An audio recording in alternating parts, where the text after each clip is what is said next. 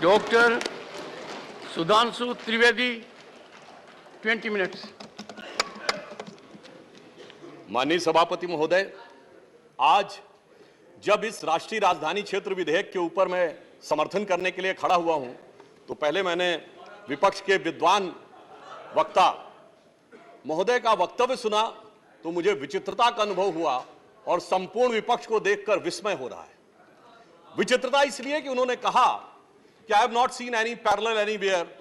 तो मैं भी कहना चाहता हूं, ये पहली बार ऐसा हो रहा है कि किसी देश की राष्ट्रीय राजधानी में उस देश की केंद्र सरकार की शक्तियां, उससे अधिक शक्तियां किसी और की होनी चाहिए। मेरे विचार से दुनिया में ऐसा कोई दूसरा उदाहरण देखने को नहीं मिलेगा। So I support what Abhishek Manu Singhvi ji has said, I am unable to find parallel anywhere in the world. दूसरा विषय जो मैंने कहा कि विस्मय का अनुभव क्यों हो रहा है, अभी देखिए उन्होंने 2 बार सुपर सीएम प्रयोग किया कॉन्स्टिट्यूशनल पद पर बैठे हुए व्यक्ति के लिए। मगर महोदय, इस देश ने बगैर संवैधानिक पद पर बैठे हुए सुपर पीएम 10 साल तक देखा है।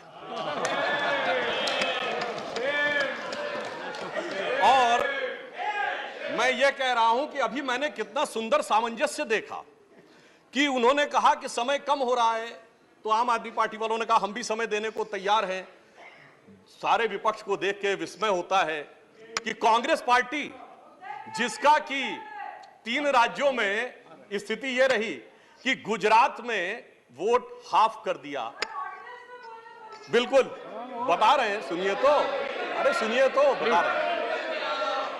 सॉरी, गुजरात मेंबर्स का vote one second. Dr. Abhishek Singhvi was heard in rapt attention.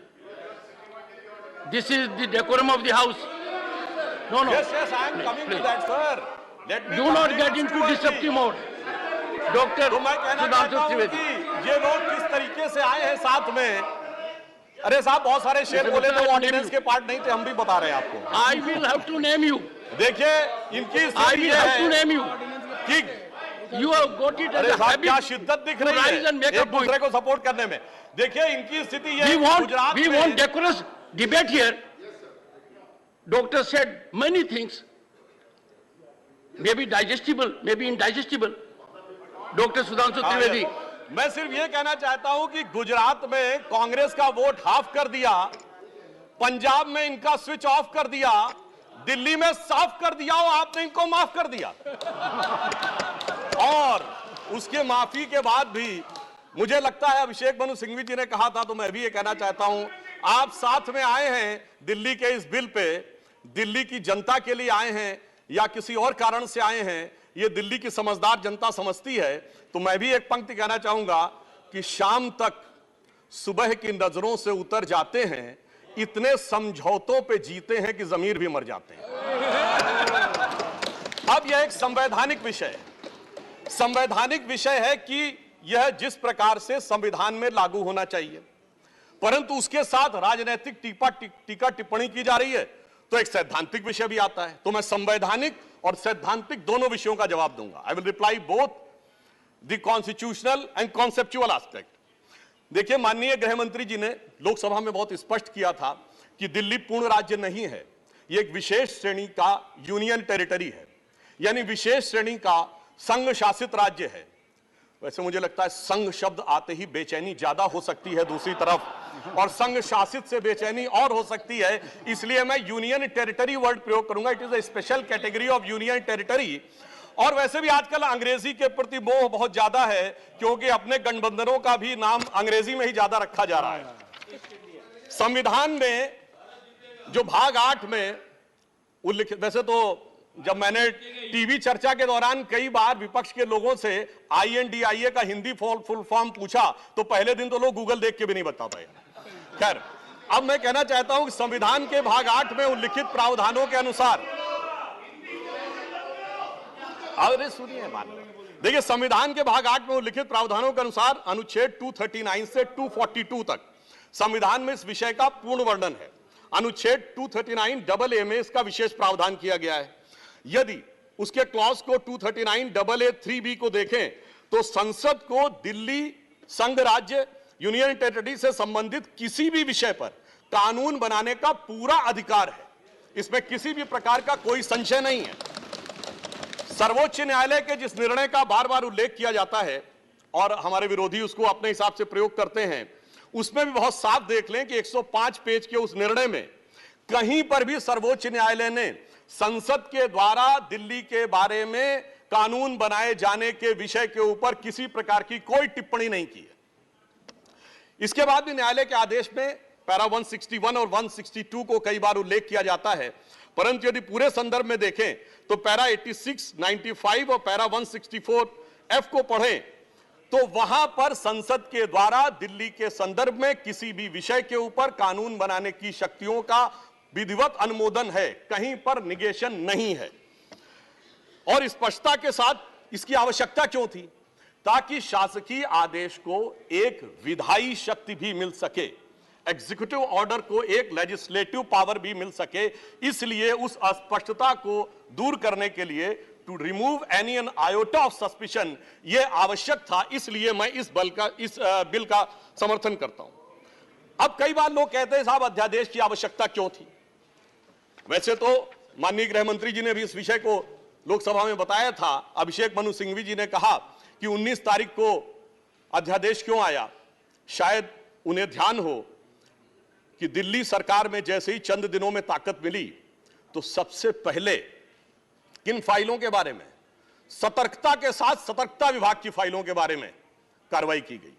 Media में प्राप्त समाचारों के अनुसार सतर्कता सचिव ने यह रिपोर्ट किया कि रात 9 बजे मंत्री के द्वारा उनको कॉल किया गया, सुबह 3 बजे तक वह कार्रवाई चलती रही, 76 से अधिक फाइलें मंगाई गईं और उन्होंने उपराज्यपाल महोदय को यह आशंका भी व्यक्त की कि उसमें कई ऐसी फाइलें थीं जो कि गोपनीय थीं और उसके अनुसार उन फाइलों में किसी भी प्रकार की छेड़छाड़ भी संभव है। अब मुझे बहुत आश्चर्य होता है कि दिल्ली में बाढ़ आई तो दिल्ली फ्लड कंट्रोल अथॉरिटी की बैठक तो 2 साल से नहीं हुई, मगर विजिलेंस की फाइलें ओवरनाइट सर्च की गई तो मेरे विचार से, और ये सर 16 और 17 मई की रात का था, तो मानी हुई बात है जब ऐसी परिस्थिति नजर आएगी तो उसके 1-2 दिन के अंदर अध्यादेश की आवश्यकता महसूस होगी।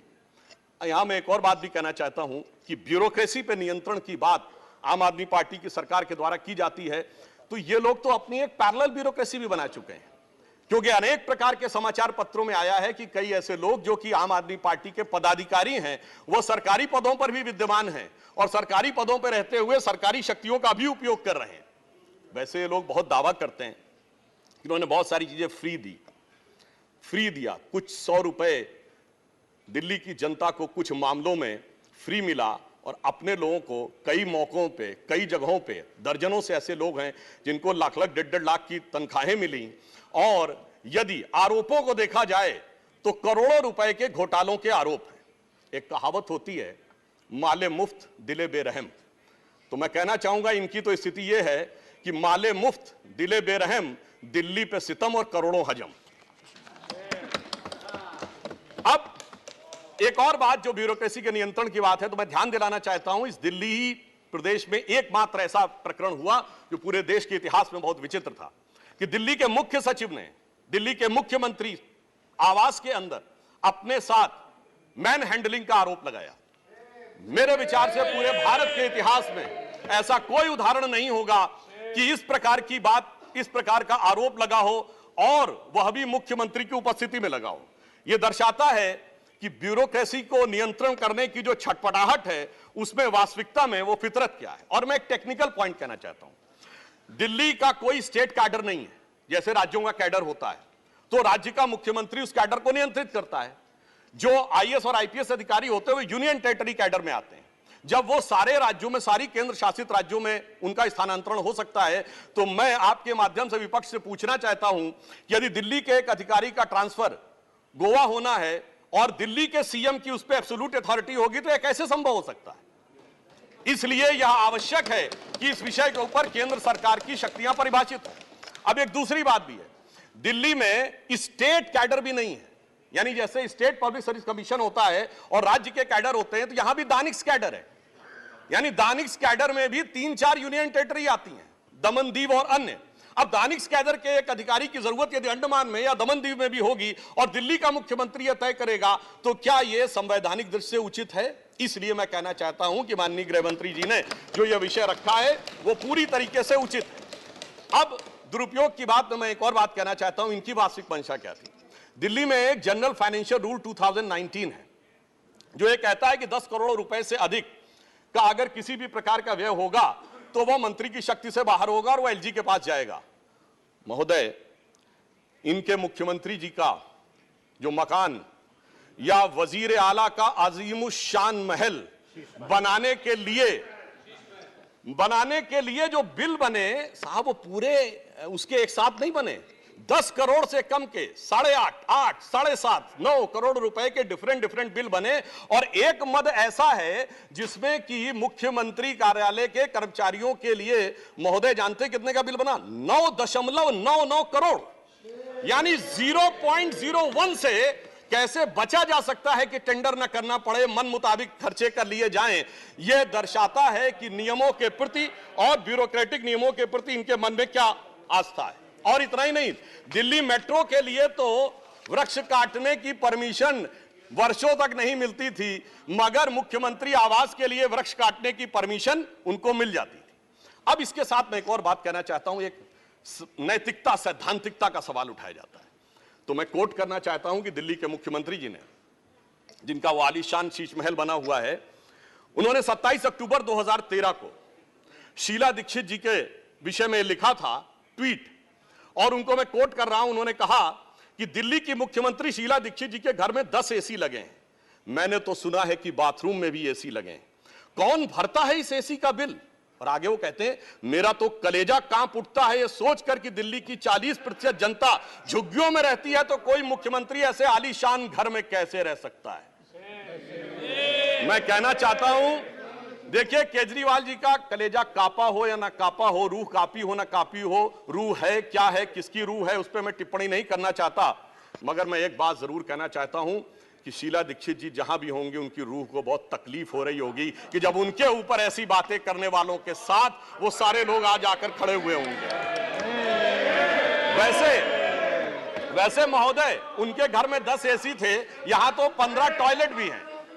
और इतना ही नहीं, एक एक करोड़ रुपए के पर्दे भी लगे हुए हैं, और 1 करोड़ रुपए के पर्दे का एस्टीमेट है। और इतना ही नहीं, अब सुनिए, उनके सामने एक दूसरी समस्या हो गई है कि अभी तक जो बातें चल रही थी, अब उनके सामने यह समस्या है कि उन चीजों को कैसे छुपाएं। देखिए, मैं इनके लिए कहना चाहूंगा कि अब उनकी फितरत जग जाहिर हो चुकी है। तो आज आम आदमी पार्टी की स्थिति यह है कि अब जो चेहरे से जाहिर है छुपाएं कैसे, तेरी मर्जी के मुताबिक नजर आए कैसे। अब इस घर को सजाने का तसव्वुर हुआ बात की बात, अब तो मुश्किल है कि इस घर की हकीकत को छुपाएं कैसे। और यहां पर इसके बाद मैं कटाक्ष के बाद एक बात करुणा के साथ कहना चाहता हूं कि अन्ना हजारे के आंदोलन से निकली हुई वो पार्टी जो एक कमरे के मकान में रहते थे, और उससे निकली हुई पार्टी आज सैकड़ों करोड़ के आलीशान मकान में रहती हैं। तो मैं कहना चाहता हूं कि दिल्ली की जनता और जिन जिन लोगों ने उस आंदोलन का समर्थन किया, उनके ऊपर भी एक आघात है। और साथ ही साथ ये एक बात का और भी संकेत देता है, फूड फॉर थॉट है देश के लोगों के लिए, कि एक्सपेरिमेंटल पॉलिटिक्स कई बार बड़े विचित्र परिणाम भी देती है। अब किसी नए नवेले प्रयोग को आजमाने का वक्त नहीं है, बल्कि आजमाए हुए मोदी जी के नेतृत्व को चमकाने का वक्त है। और बहुत से लोग ये कहते हैं, संवैधानिक नैतिकता का प्रश्न उठाते हैं कि अध्यादेश क्यों लाया गया।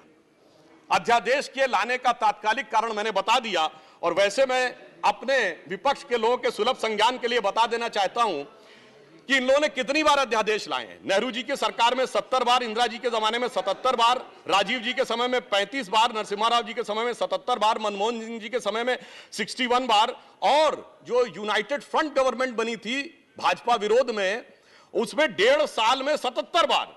तो मुझे लगता है अध्यादेश का विषय उठाने से पहले इस अंक गणित को भी देख लेना चाहिए। अब मैं एक और बात कहना चाहता हूं, जो संविधान की दुहाई देते हैं उनके लिए, ये तो वो लोग हैं सभापति महोदय जिनकी संविधान में क्या आस्था है। इन्होंने संसद के द्वारा पारित सीए कानून के खिलाफ विधानसभा में प्रस्ताव पारित कर दिया। यह संविधान का सम्मान है। और वो सिटीजनशिप अमेंडमेंट एक्ट था। नागरिकता का विषय तो पूर्ण राज्य का भी विषय नहीं हो सकता, और तो उसके बावजूद दिल्ली सरकार ने पारित कर दिया। तो इसका अर्थ हुआ कि ये जिस प्रकार के कार्य करते हैं उनका संविधान में कोई आस्था नहीं है। और अभिषेक मनु सिंघवी जी अभी कह रहे थे इलेक्टेड गवर्नमेंट, तो मैं याद दिलाना चाहता हूं, after the 72nd and 73rd constitutional amendment there are 3 tier of government, जिसमें एक म्युनिसिपल और जिला पंचायत, एक स्टेट और एक सेंटर। तो मान्यवर, ये तो राजीव गांधी जी लाए थे।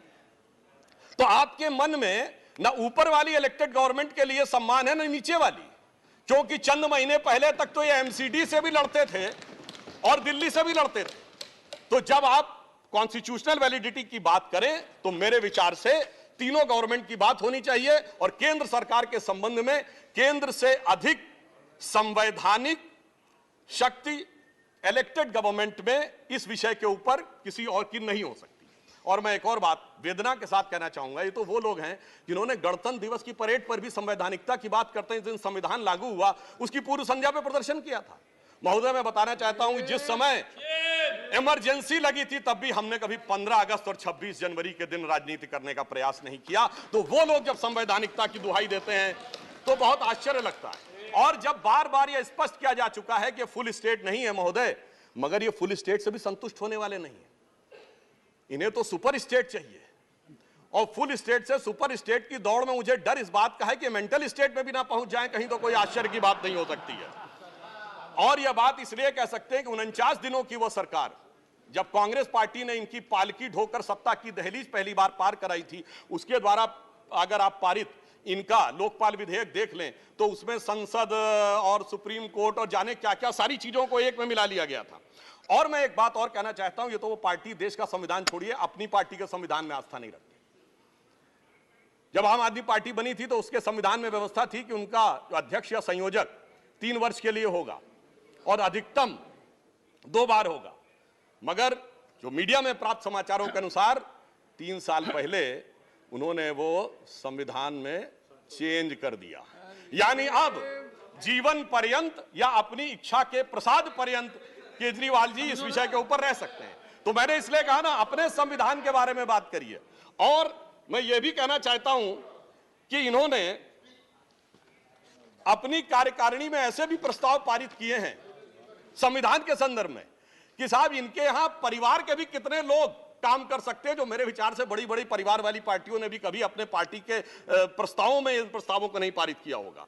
और मैं ये भी कहना चाहता हूं कि बहुत आश्चर्य लगता था कि जब ये इंडिया अगेंस्ट करप्शन के स्वरूप से आगे बढ़े थे, तब एक ही पंक्ति में बता देना चाहता हूं, क्योंकि जब आप इसकी बात करते तो क्या क्या नहीं था, कहां से बात शुरू हुई थी, हम राजनीति में नहीं आएंगे, फिर कसम खाते कांग्रेस का साथ नहीं लेंगे, फिर उसके बाद बंगला नहीं लेंगे, फिर शपथ खाते हैं गाड़ी नहीं लेंगे, फिर शपथ खाते हैं सुरक्षा नहीं लेंगे, और आज स्थिति यह है।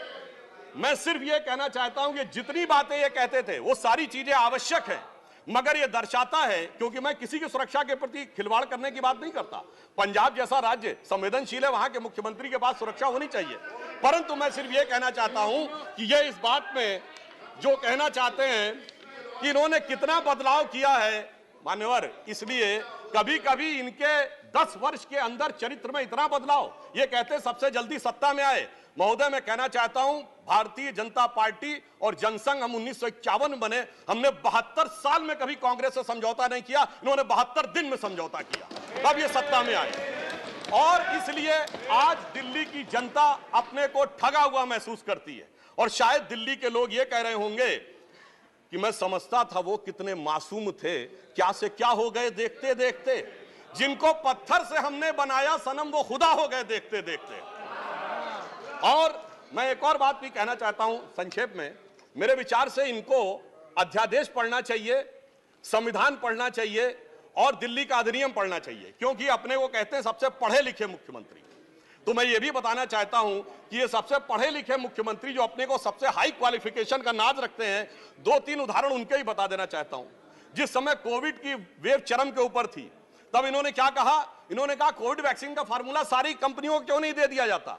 मान्यवर, कोविड वैक्सीन तो छोड़िए, पैरासिटामोल जैसी जो दवा भी अमेरिका ने उस समय हमसे मंगाई थी। अब कोई पढ़ा लिखा व्यक्ति ये कह सकता है कि वो चूरन की तरह फार्मूला सबको दे दिया जाए? तो कभी कहते हैं कि यूट्यूब के ऊपर फिल्म क्यों नहीं लाद दी जाती है? अरे भाई, वो सरकार का अधिकार का क्षेत्र नहीं है। और फिर इतना ही नहीं, सिंगापुर में इनको बुलाया, इनविटेशन आता मेयर्स कॉन्फ्रेंस का, तो मुख्यमंत्री होते हुए जाना चाहते हैं। तो मेरे विचार से कम इनको थोड़ा पढ़ना लिखना चाहिए। और एक पढ़ने लिखने पे एक तथ्य मैं जरूर बताना चाहूंगा।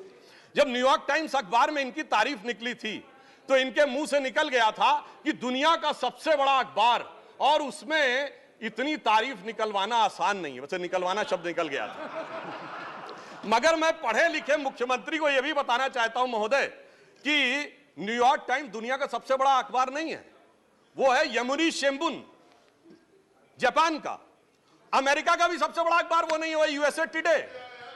और इतना ये समझिए, इतना ही नहीं, भारत का times of India, Dainik Bhaskar, और वो भी उनसे अधिक है। तो मैं सिर्फ ये बताता हूं, अरे भाई, जिस अखबार का नाम लेते हैं कम से कम उनको तो पढ़ लेना चाहिए था। मैं आपको अधिक समय न लेते हुए मैं सिर्फ ये कहना चाह रहा हूं महोदय कि इनको न पढ़ाई से मतलब है, इन्हें न पढ़ाई से मतलब है, न लिखाई से मतलब है, इन्हें तो बस कमाई से मतलब है, और वो भी ऊपर वाली कमाई से। और अंत में मैं कहना चाहता हूं सर, अंत में एक लाइन और कहना चाहता हूं कि आज सब लोग मिले, आम आदमी पार्टी और कांग्रेस एक साथ मिले, भारत की सबसे पुरानी पार्टी, पुरानी धुरानी पार्टी, नई पार्टी, नई नवेली पार्टी, अजब अलबेली पार्टी, सब मिलकर एक हो गए। मगर प्राप्त क्या किया? दोनों ने सिद्धांतों से समझौता किया, और कांग्रेस ने भी इतना सयाना दांव चला कि इन्होंने अगर उनका हाथ पकड़ के दिल्ली अध्यादेश पर समर्थन लिया हो तो अविश्वास प्रस्ताव ले आए, लीड उनको मिल गई। तो इसलिए मैं कहना चाहता हूं अंत में कि इन लोगों को आखिर में क्या प्राप्त हुआ, ये पंक्ति कह के समाप्त करता हूं कि इनको विधेयक भी नहीं मिला और सम्मान भी नहीं मिला, यानी इज्जत भी गई, बात भी नहीं मिली। तो एक पंक्ति कहता हूं, न तुम ही मिले, आप लोगों के लिए लागू है, न तुम ही मिले, न मयस्सर तुम्हारी दीद हुई, दीद मतलब साइट, न तुम ही मिले, न मयस्सर तुम्हारी दीद हुई, तुम ही कहो ये मुहर्रम हुई कि ईद हुई। सुखेंदु शेखर रे, श्री सुखेंदु शेखर। त्रिवेदी ने बड़े जोश के साथ और बहुत शेर शायरी के साथ उन्होंने बात की। त्रिवेदी ने शेर शायरी के साथ बहुत लंबी तकरीर की। अगर उसको उत्तर हमारे पास चतुर्वेदी है, अगर आप त्रिवेदी है तो हमारे पास चतुर्वेदी है। माननीय प्रतिपक्ष के नेताजी, नहीं, डॉक्टर अभिषेक सिंघवी ने कवि का काम ज्यादा किया, वकील का कम किया। कितना कवि का काम आपने किया। श्री सुखेंदु शेखर रे, 9 minutes. I am not going to